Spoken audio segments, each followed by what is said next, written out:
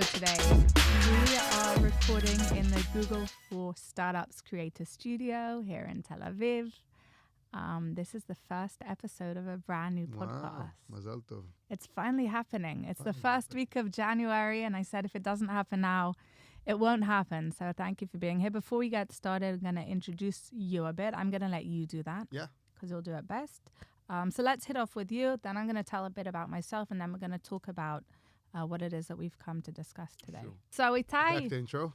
introduce yourself. Great. So Itay, Vladomirsky, 37 years old, been in SaaS for the last 12 years. A few rounds in very small startups in the past 8, 9 years.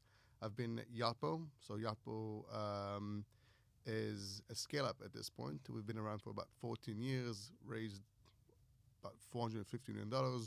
We provide a retention platform for e-commerce businesses. So think in the world of Shopify, everybody knows Shopify. So Shopify provides the actual infrastructure to sell stuff online, but all the kind of complementary products, marketing related, we provide. So it can be email, SMS, loyalty programs, reviews, UGC or whatnot. I joined the company, we're about 80, we're about 1,100 now globally.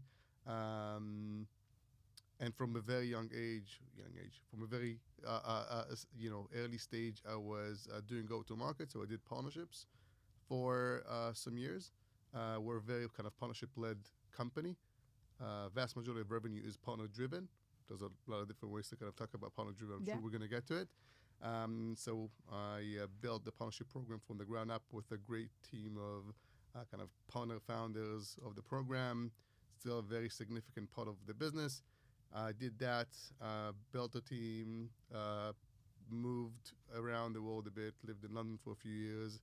Now I manage 3 different types of teams. One is a go-to-market team in Israel, a go-to-market team for France, and then a partnership team that oversees all of our EMEA operation. And it's been an interesting ride, super interesting, ever changing, always. Even though I am still managing other go-to-market demand channels, partnerships remain kind of our core focus. So you never know what you do with like digital, right? You never know if social is actually working with partners. There's a big difference. So I did that. And on the side, helping smaller SaaS companies make their first way into the world of partnerships, trying to help kind of build building blocks and enjoying it along the way. Great, thank you. All right, well, thank you for introducing yourself. I am Naomi Dreyfus. It's an honor to host The Growth Gap, a brand new podcast where we are going to talk about the gaps when it comes to sales, partnerships, and a lot of the BS that a lot of people talk about online, but we've been seeing from the ground what's really going on there. So this is going to be a really open, authentic podcast where we're going to talk about stuff that we mentioned earlier in a private conversation, and we're going to bring today to the ears of go-to-market leaders, sales leaders, partnership leaders who want to know, how can I drive this business forward? What should I be doing differently? Where is there a gap that I could be bridging to it? So we're going to say the word partnerships because this is the first episode. Partnerships is a really bad word. It's incredibly unclear. Every business is managing partnerships, whether they know it or not. They could be a customer. They could be a collaborator. It could be within the organization. Partnerships are happening everywhere.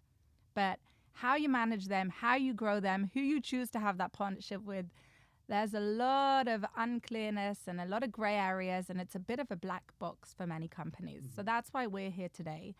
And one of the first questions that I'm going to ask you about is, when you look at partnerships running in tech companies today, what is the biggest challenge that you're hearing about or seeing? So I think you touched on such an interesting, it sounds simple, everything is a partnership, right? But I think it's a very important place to start. So the biggest gap that I believe companies have is, how in sales you have to have your ICP, your ideal customer profiling. Yes. I think it takes a lot of time for companies to understand that there's also an ideal partner profiling. Whoa. Right. Okay, 1 second. Okay. You've hit one of the most important things. This wasn't planned. Okay. Ideal customer profile, ideal partner profile. For those of you who aren't familiar, when you're going to sell a product, you need to know who you are selling it to. Yeah. The more focused you can be and the profile that you can build, the better your team can really own in on that right person and make sure that you're not just running off the random leads, but you're actually focusing on the correct person. So in partnerships, this is something that keeps coming up. What is an ideal partner profile? Like, how would you even start looking at that? Yeah. So I would say just like I'm going to, the equivalent is really kind of the ICP, and hopefully like audience understand ICP, IPP. Yeah. Let's like establish kind of those ground terms. The cliche is, how do you know that you hit a product market fit when you have a lot of those type of demand coming in, and uncontrollably you're just growing exponentially with that specific kind of ICP, right? So you build the product market fit based on your ICP or vice versa, but you really kind of match it to that. So if you're a very SMB company, for you to go enterprise and try to like change your product completely is a mistake. And I think it really works in a very similar way with partners. So let's take some examples from the real world. Okay, I'm obsessed with Shopify. I think Shopify is one of the most amazing product companies out there. When people talk about like PLG, product-led growth, what it actually means is, can you have the product in the market before you have anyone that represents that market, that product in that specific market? Okay, so let's say, let's take the UK for example. So Shopify was present in the UK before they had a single boots on the ground, before they spent $1 of marketing in Europe or in the UK.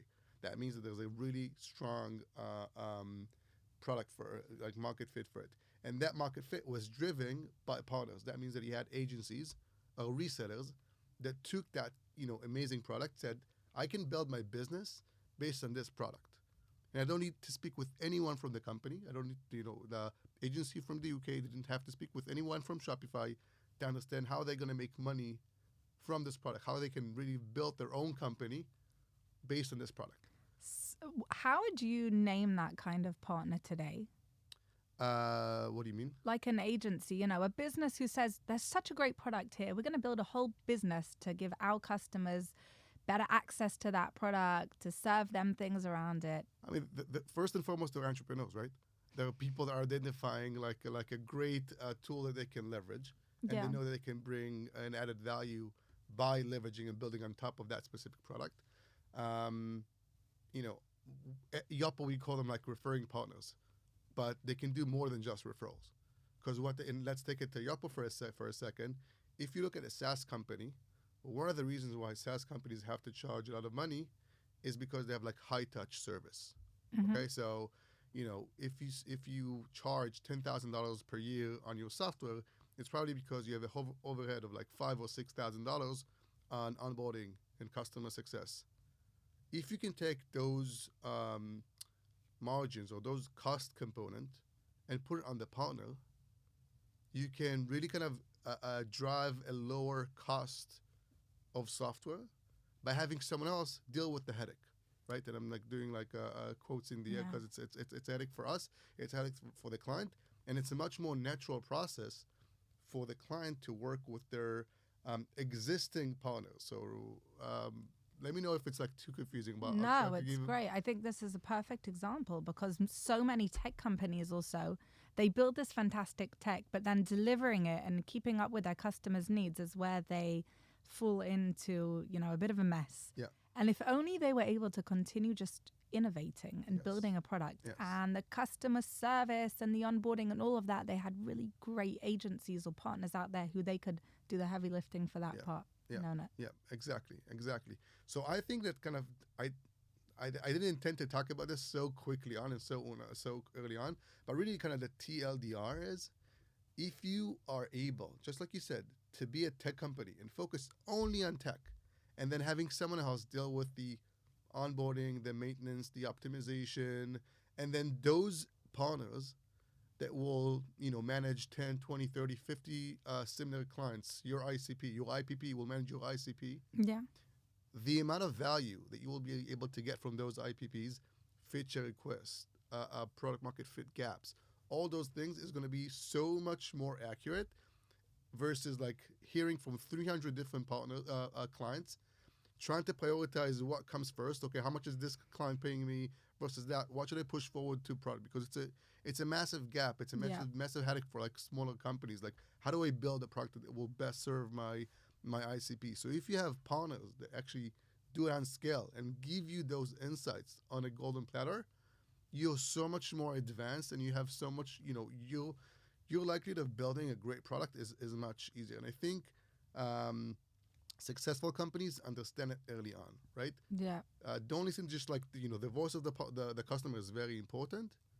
But if you want scale, what's the voice of the partner that knows your product sometimes better than you when it comes to like hitting the market and matching to the market? I love it. And the voice of partner is something that I've been really talking about, not on this podcast, but in my posts online and stuff. I recently founded a company called Zugad, and we really focus in on that voice of partner and are going to be doing a lot around it.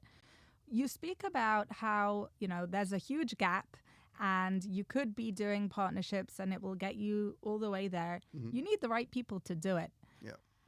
Partnerships isn't where I come from. I'm a salesperson, and I said this would be a no bullshit podcast. So let's be honest. Most salespeople kind of look down at the partnership people.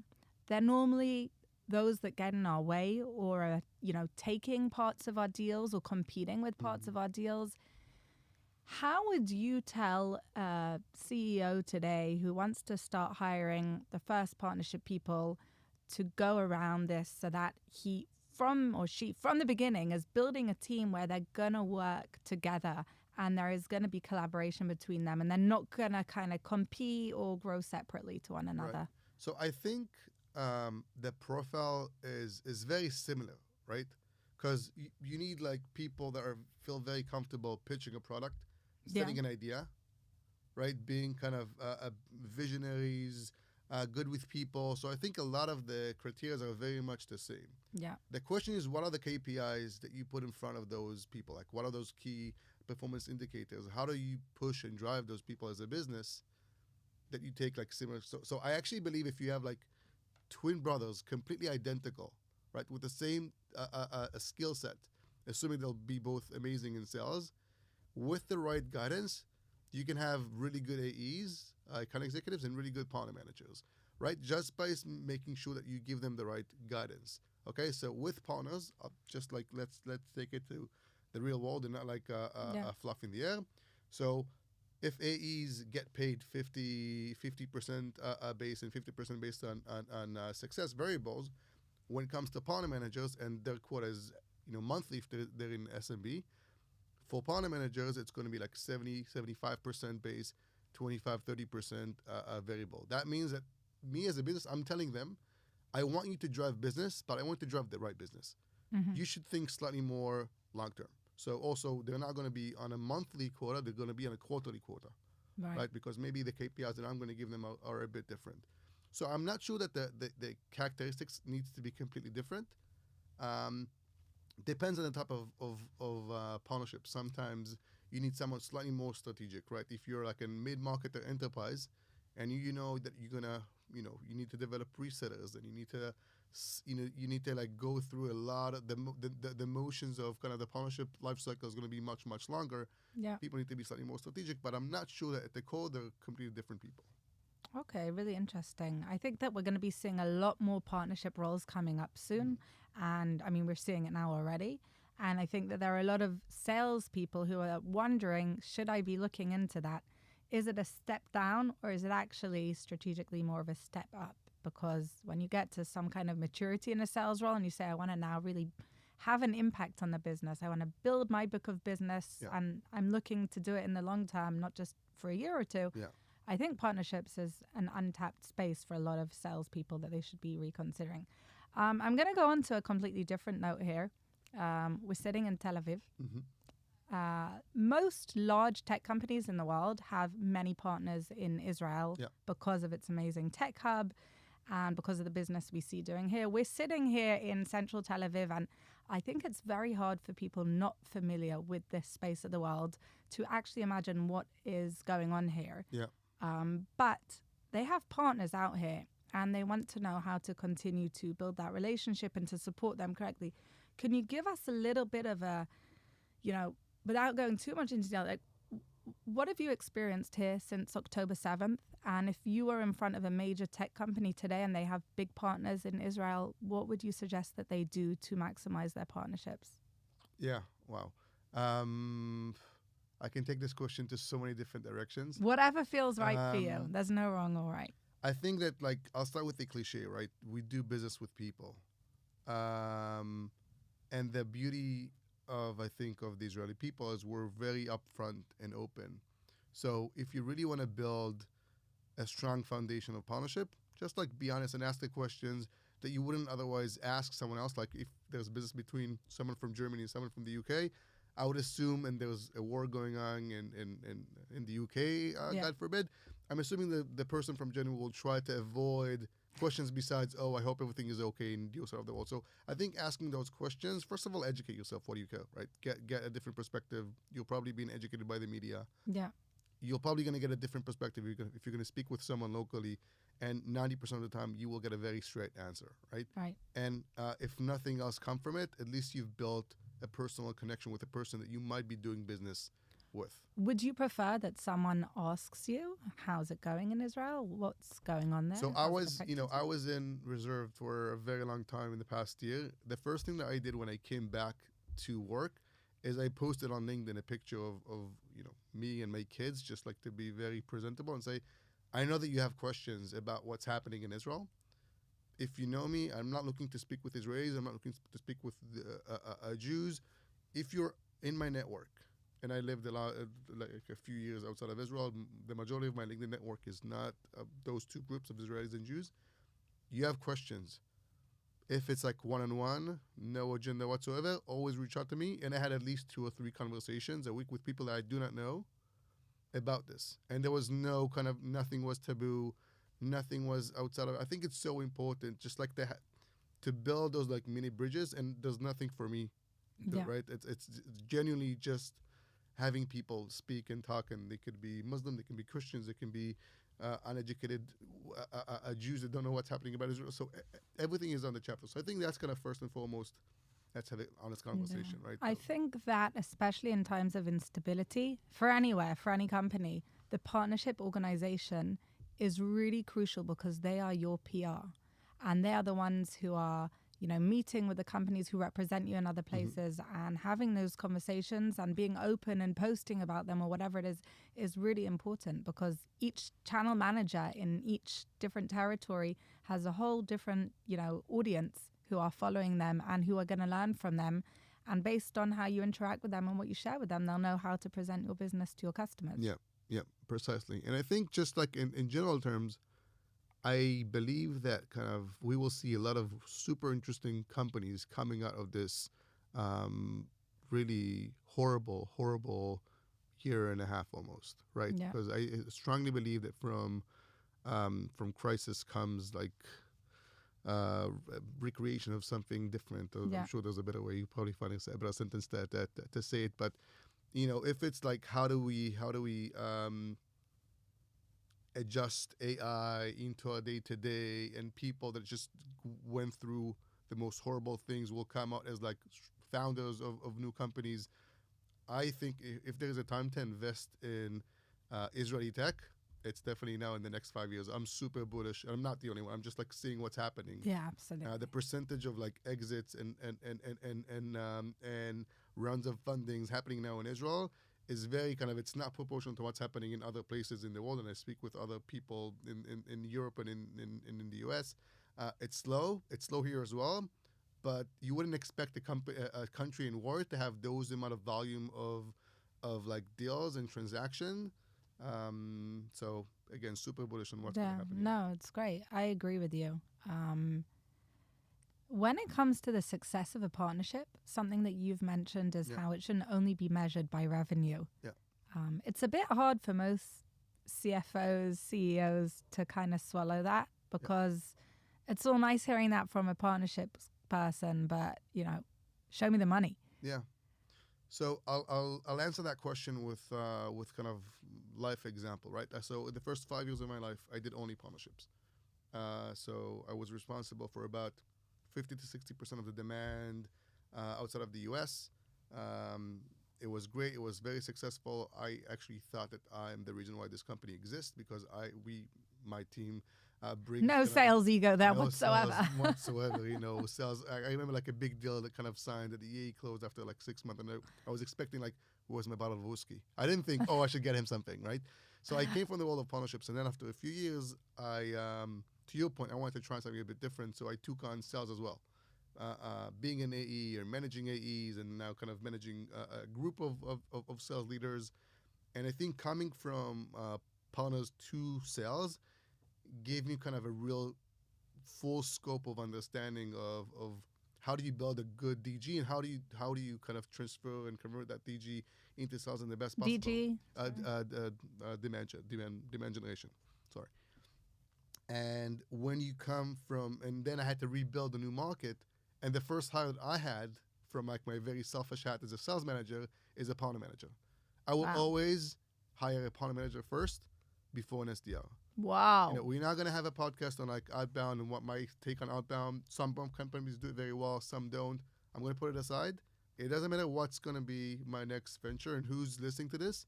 If you're thinking, should I get a partner manager or an SDR? There's really no question about it. Wow.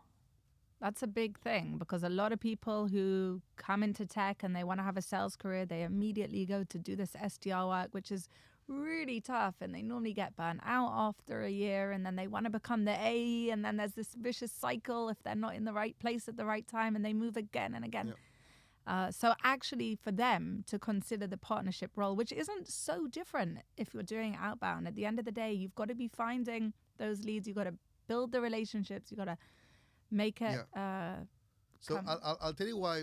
One of the reasons, and I think Yotpo is a company that kind of one of the reasons why I believe we succeeded or doing very well is because we've invested in partnerships in the right time.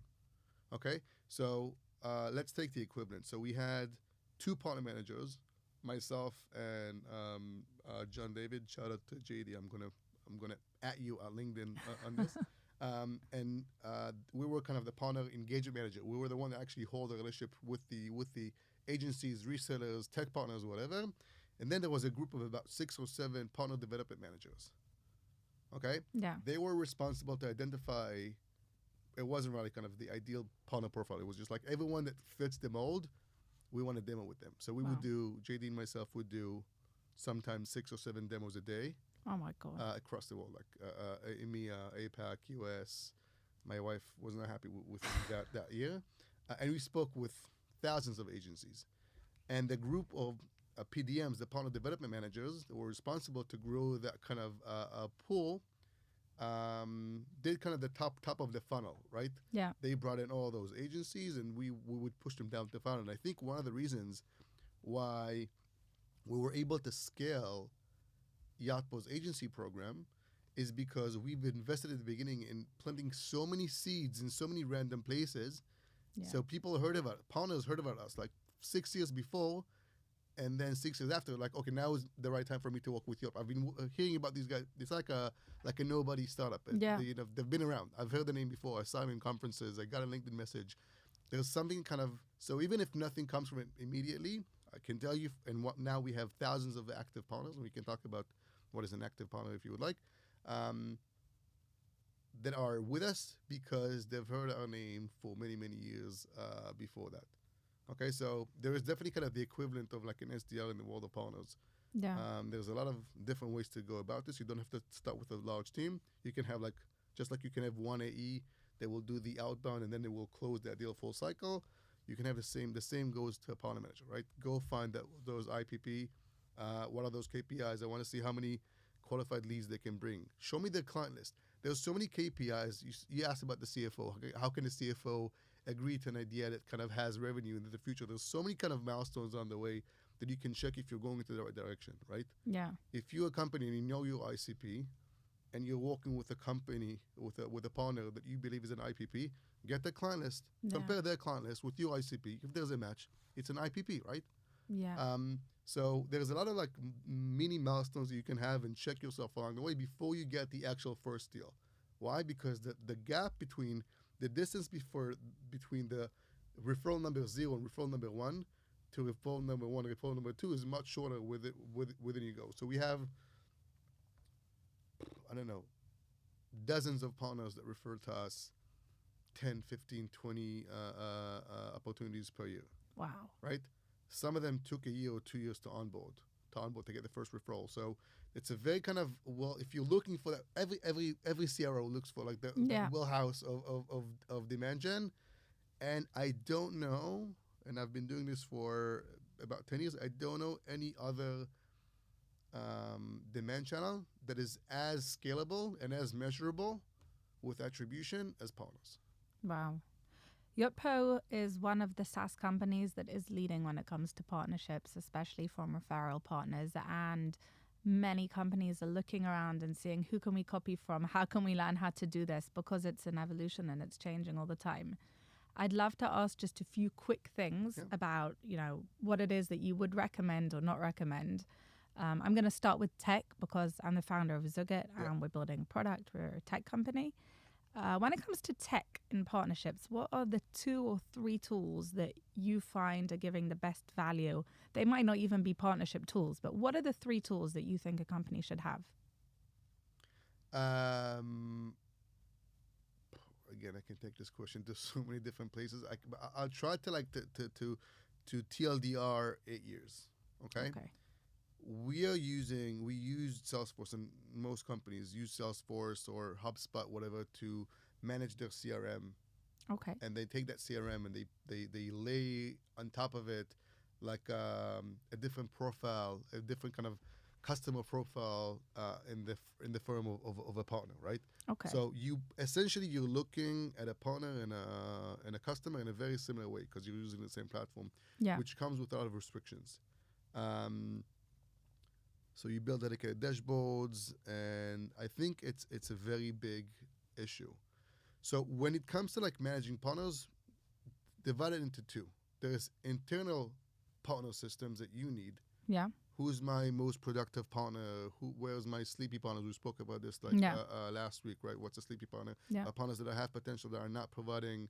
So you need internal tools for you to analyze, and then you need external tools for the partners to be a good partner, right? Enablement, submitted leads, academy, certifications, a lot of different things that they need to educate themselves and enable themselves to help you sell more to their clients. Because as we mentioned, it all starts from a good partner will be a good partner, not because they're getting rev share, it's because they know how to monetize your platform in a way that is mutually beneficiary to both sides. So when you break down internal partner tech and external partner tech, you're creating like a chasm between the 2 that is very hard to mitigate because you cannot separate the 2. Right. So I think, and I told you like last week, I think that the company will be able to kind of, build that bridge between internal PRM and external PRM is going to be a very successful company because the need is there. And we're now using Salesforce Community to manage our partner portal externally, and we use our own dashboards to manage our partner kind of performance and visibility. Yeah. And it's inefficient. I did a poll. I've spoken to over 300 enterprise tech companies about this stuff. And one of the things I've done at one point was a poll on how they like the tools that they're using. When it came to partnership tech, most of them said it was crap. They didn't have anything good to say about it. I actually did a poll to find out what was the most used feature, and it was the reset password button that people were using because they just weren't on it enough. What is it that partnership has done to deserve way worse tech than sales? That's a very good question. I think people kind of underestimated partners and kind of took it for granted. Whereas sales, it's so kind of short-term gains that you have to have methodologies, and you're using MedPick, and you're doing this and that, and you have companies to like coach, consult. You don't even have like a partnership playbook, right? You have so many sales playbooks. You don't have a partnership playbook. So now you can see more forums and like partnership leaders that are coming about. But these are all kind of relatively new things that are coming to life. Why do you think partnership leaders and other communities are so important for partnership people from big organizations? I can really sense from them that they've needed this space. They just didn't exist. It didn't exist. It's all about sharing. I think now even Pavilion are doing more specific, but historically it started for like sales, CRO, ops people. It's always partnerships second. Or last even, or right? Last. Or last, because they see it as like, oh, I have such a good branding. Obviously, people want to work with me, and it it's true, but it doesn't scale, right? If you don't have the tools, if you don't give your partners easy access to understand their rev share, their partner tier, their even how you manage. Okay, so let's talk about something that we haven't spoken before, right? We spoke a lot about pre-sale. Yeah. What about post-sale? Oh, thank you. Right. So it's not enough to just build a system and transparency and I can get so many leads coming from it. Why does customer retention and partnerships never come up together? I mean, it's the most logical way to serve your customers is by making sure that they have an amazing partner to look after them. Correct. And companies aren't seeing that. They're just not investing in it enough. They're not seeing it, and it's more than that. So if a small company is something that we're trying to build now at Yotpo, which is a process, because we do have customer success managers, and some clients really want customer success managers. And it takes time for you to really trust a partner to tell them, okay, bring me a lead, we'll close, and then you can have it back for managed services, right? It takes a certain partner because let's face it, Nick, it's not all tech is kind of plug and play. It never is a plug and play. There's always customization. There's always like hiccups. It doesn't matter how many years you've been around. So it takes time for you to really trust your most valuable asset as a SaaS company, which is retention and CLTV, churn and whatnot, to like a third party, right? So. But there is a way. There's like, again, it's a spectrum that has like mini milestones. Okay, but I think a very successful company will be the company that is able to work together with the partner on the first few projects on the pre-sale and then on the post-sale, and then when it comes to client number 4, 5, and 6, those things you will see. Onboarding time will be cut in a third, 2/3 maybe. One of the top things people tell me they're struggling with. Yeah, and these are the things, the key metrics you're asking again about, like a CFO and a CRO. They want to, with 2025, gone are the years where like you can just like find VC money anywhere. You post scale, you want to see that you can just like acquire, you can also retain and grow and upsell, and net retention needs to be 110, 120%. The only way to really do it is to have like a very healthy retention and to spend less. Everybody knows like CAC, right? Cost of acquisition, but there's also CRC, cost of retention. Right, your cost of retention will go down massively if you have someone that knows how to kind of manage. It doesn't mean you're not going to have churn, right? Businesses go out of business, right? That's going to happen, but they will be much more close to them when they manage their multiple tech stacks versus just like a CSM that manages like one piece of the tech stack. Yeah, absolutely. It's really important and it's really interesting. We could go on for this for hours, so I'm going to be cautious at the time and thank you already. Thank you for sharing your wisdom and your experience when it comes to partnerships and sales. Thank you for also being real inspiration. You really cut down the question I asked, but you've given so much to a lot of people over the last year and it's not taken for granted. And it's amazing how you've just gone back to work and continued leading things. And I also know of a lot of companies who have told me that when they have, sat around the table and they've said, what do we do when it comes to partnerships? How do we get our go-to-market working? They've mentioned your name. And, I would love to take this opportunity to suggest that people follow you and connect with you. And the more we can get voices like yours out there and shared, the better. So thank you very much for being open to this. It's very kind of you. Thank you so much. Yeah, absolutely. Great. If anyone enjoyed this, and hopefully they did, then first of all, leave some comments and share it with people. Get other people listening to this. Hopefully there was something here that people resonated with. If it didn't, then they're not the right people. or they're not very good at what they do. And it was lovely doing this with you. I look forward to the next time.